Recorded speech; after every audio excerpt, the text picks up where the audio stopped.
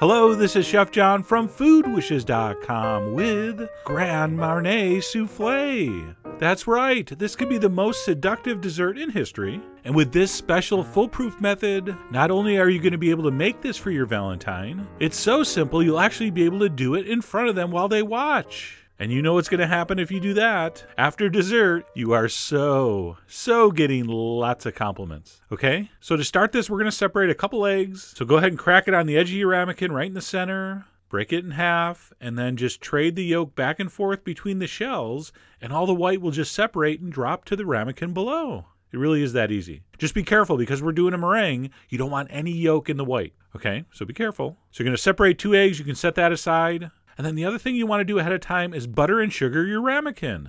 We're going to take some melted butter. We're going to paint the inside of a ramekin. You're ideally going to use 8-ounce size ramekins for this. These were closer to 7, but they still worked. Once you've buttered the inside, go ahead and toss in a spoon of sugar and just rotate the ramekin around until the sugar has coated the entirety of the inside. You can pour the excess in the other, and once both of those are buttered in sugar, just leave them on your sheet pan, and those will be ready for the batter later. Speaking of which, let's start the batter. And if you've always been scared of making soufflés, you're going to be shocked how simple this is. So in a small pan over medium-low heat, we're going to put some melted butter and some flour. We're going to take our freakishly small wooden spoon and start stirring that together. We're basically making a little roux. And we're just going to cook that over medium-low for about 2 minutes until it looks something like that. At that point, we're going to dump in some cold milk. All right, give it a stir. And if you're tempted to switch to a whisk here, do not. Stick with a wooden spoon or a spatula, because what's going to happen, this is really going to thicken up and it will stick inside your whisk. It might not look great at the beginning, but it will smooth out. Don't worry. Just keep stirring. And eventually when that heats through, it's going to thicken up significantly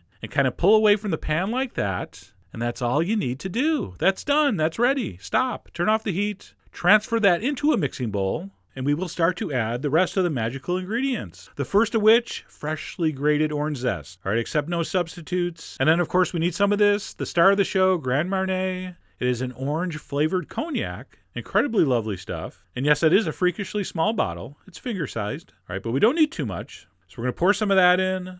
We're going to take our spatula, and we're going to mix that thoroughly. And again, stay away from the whisks here. Even though it takes an extra minute, use your spatula. Mix that until smooth. At that point, you're going to dump in your 2 reserved egg yolks. Go ahead and mix that in. And then last but not least, we're just going to put a couple drops of vanilla extract. And that's it. Believe it or not, the base of our souffle is done. All it needs now to achieve liftoff is egg whites. So we're going to make a little meringue here. So go ahead and dump your 2 egg whites into a very clean, large bowl. You're going to want to use your biggest, most bulbous whisk. So you're going to start beating those egg whites. And don't get out the electric mixer. You're cooking this in front of your Valentine. You got to do it by hand. It's actually to your advantage to break a little sweat. It will actually release pheromones into the air. Oh yeah, we need all the help we can get. So whisk it by hand. And all we're trying to do is get it to this stage. It thickens enough where the drips off the whisk stay on the surface for like a half second. See that? So no peaks yet, but it is thickening significantly. At that point, we're going to put in half the sugar, sprinkle it in. We're going to whisk that until it starts to thicken and get glossy. And those little ribbons of white that fall off the whisk are going to stay on the surface for maybe a second or two. All right, it's going to look like that. All right, you see that? At that point, you can dump in the rest of the sugar. And then we're going to keep beating that until what I call the shaving cream stage. So we do not want stiff, dry peaks here. We want very glossy, shiny, soft, supple peaks. So keep beating it until this happens. You can pile up a whole bunch of the meringue and it kind of looks like shaving cream. So it does hold a shape, but it is still very soft, very supple, and may I add, extremely sensual.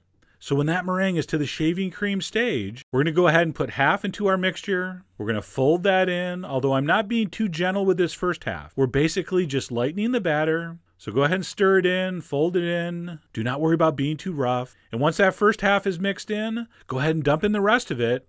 And then we can fold a little more carefully. And all folding is taking your spatula, scraping it across the side and bottom, and then bringing it up over the top. All right, rotating your bowl. So you're going to want to use long, slow, deep strokes for this. Sliding your spatula underneath and around the side, pulling batter up from the bottom and up over the top.